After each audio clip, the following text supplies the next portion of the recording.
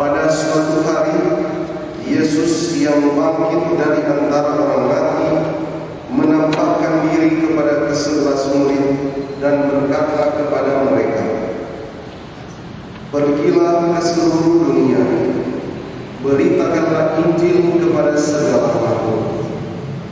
Siapa yang percaya dan dibaptis akan diselamatkan, tetapi siapa yang tidak percaya akan dihukum. Tanda-tanda ini akan menyertai orang-orang yang percaya. Mereka akan makan, mereka akan mengusir setan-setan demi namaku, mereka akan berbicara dalam bahasa-bahasa yang baru bagi mereka, mereka akan memegang ular, dan sekalipun minum racun maut, mereka tidak akan mendapat celaka. Mereka akan meletakkan tangannya atas orang sakit, dan orang itu akan sembuh." Sesudah berbicara demikian kepada mereka, terangkatlah Tuhan Yesus ke surga, lalu duduk di sebelah kanan Allah. Maka pergilah para murid memberitakan Injil ke segala penjuru, dan Tuhan turut bekerja dan meneguhkan firman itu dengan tanda-tanda yang menyertainya.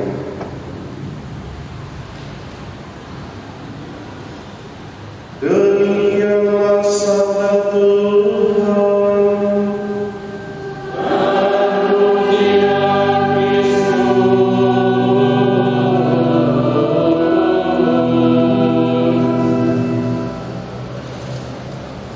Di gereja ini, perayaan Ekaristi yang kita rayakan, baiklah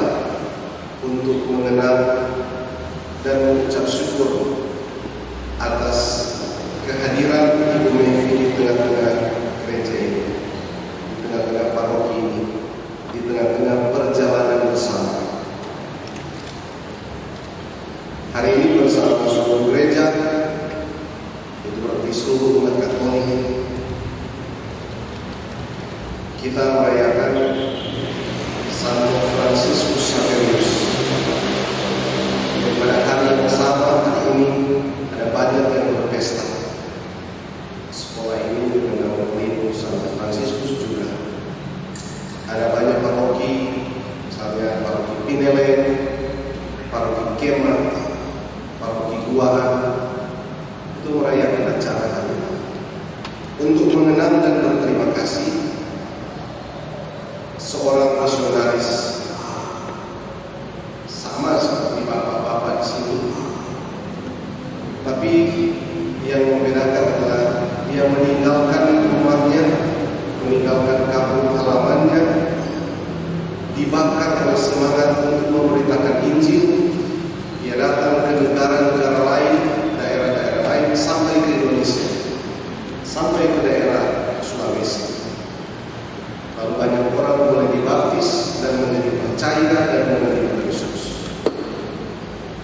Dan karena itulah banyak orang bersyukur, berterima kasih atas jasa-jasanya. Orang yang memberitakan Injil patut dihormati, patut mendapatkan pujian, patut untuk dikenal. Injil hari ini mengangkat tema itu. Pergilah ke seluruh dunia, beritakanlah Injil. Ini adalah ucapan mulut Yesus yang diucapkan di hadapan para murid, dan itu berarti juga kepada kita yang membacanya sekarang. Jadi kepada kita sekarang juga diberikan tugas, tanggung jawab dan keputusan yang sama, yaitu memberitakan Injil. Saudara-saudari, dalam konteks juga hidup gereja, dalam beberapa tahun ke depan sampai tahun 2023, dimulai sejak bulan Oktober, bulan yang lalu, 2 bulan yang lalu, seluruh gereja membuka rangkaian perjalanan bersama yang disebut dengan sinode. Salah satu tema yang diangkat oleh gereja, oleh pimpinan-pimpinan gereja, terutama dari Vatikan, yaitu tema tentang partisipasi. Partisipasi itu sendiri dibentuk dari berakar kata part. Biasa kalau orang nonton sebuah video, kalau misalnya di TikTok, itu jalannya paling tinggi 3 menit. Jadi kalau videonya 9 menit, dia mesti buat jadi part 1, part 2, dan part 3. Artinya bagian 1, bagian 2, bagian 3. Jadi kata part itu berarti bagian. Lalu kata partisipasi itu mendapatkan arti ambil bagian, mengambil bagian. Gereja mengangkat tema ini untuk merenungkan dan merefleksikan lagi seberapa banyak dan seberapa jauh umat Allah, umat beriman telah mengambil bagian di dalam karya pelayanan gereja, di dalam pemberitaan Injil. Gereja mengangkat tema ini untuk juga mendorong supaya lebih banyak lagi umat mau berpartisipasi, mau mengambil bagian di dalam pelayanan gereja dan dalam pemberitaan Injil.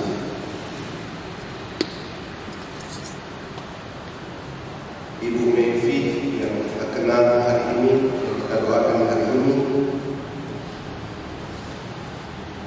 memang saya tidak alhamdulillah karena sejak saya datang sebagai pastor paroki di sini, dia sudah sedang berjuang dengan sakitnya.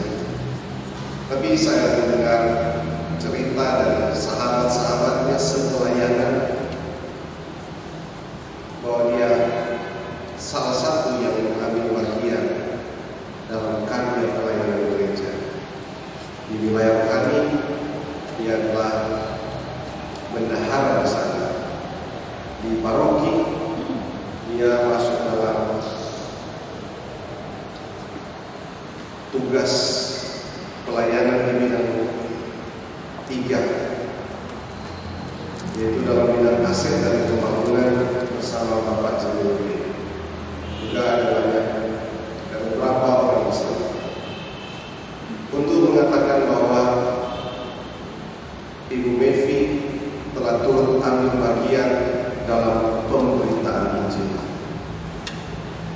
Saudara-saudari yang terkasih, memang berbeda pemberitaan Injil zamannya Fransiskus Xaverius dengan zaman kita sekarang.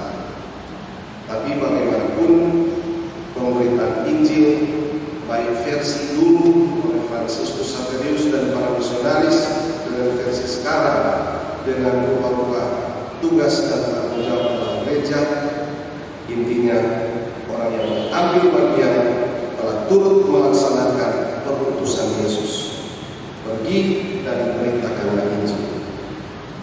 Itulah sebabnya patut untuk hari ini sebagai satu paroki, sebagai gereja di sini, kita mengucapkan terima kasih kepada Ibu Mevi yang telah mengambil bagian di dalam pelayanan.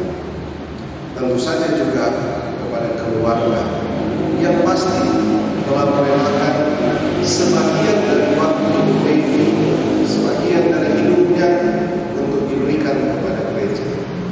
Itu pasti sebuah pergumulan tersendiri dalam hidup keluarga. Maka sebagai pastor paroki di sini, atas nama gereja Katolik, kami mengucapkan terima kasih. Sekitar 2 atau 3 minggu yang lalu, waktu mau siaran seminar Kamis Kasen, ada orang datang memberitahu Ibu Mevi minta supaya dia menerima pengurus di Rumah Sakit Bethesda. Beberapa pertimbangan, namun saya mengiyakan juga bahwa saya akan datang. Namun ternyata pada hari H saat kami mau pergi bersiaran dari seminari juga dengan asuhan, kita dapat berita bahwa Ibu Mevi sudah pindah ke Rumah Sakit Malaya. Saya bilang tenang saja, sebab di Rumah Sakit Malaya ada pastor khusus yang biasanya melayani. Saya berharap bahwa kerinduannya untuk menyambut Tuhan, menyambut Yesus boleh dipenuhi oleh otoritas gereja di sana, di paroki Malaya. Walaupun tidak, kalau memang demikian, kita mendapatkan satu informasi dan kesaksian lagi dari dia, bahwa dia adalah seorang beriman yang menerima Yesus, yang memberitakan Yesus, tapi juga merindukan Yesus dalam hidupnya. Saya kira seorang yang mau turut terlibat dalam pelayanan gereja, mau ambil bagian dalam pelayanan gereja, harus mempunyai sikap batin yang sama, merindukan Tuhan dalam hidupnya. Dan karena itu sekali lagi kami mau berterima kasih atas kesaksian iman ini.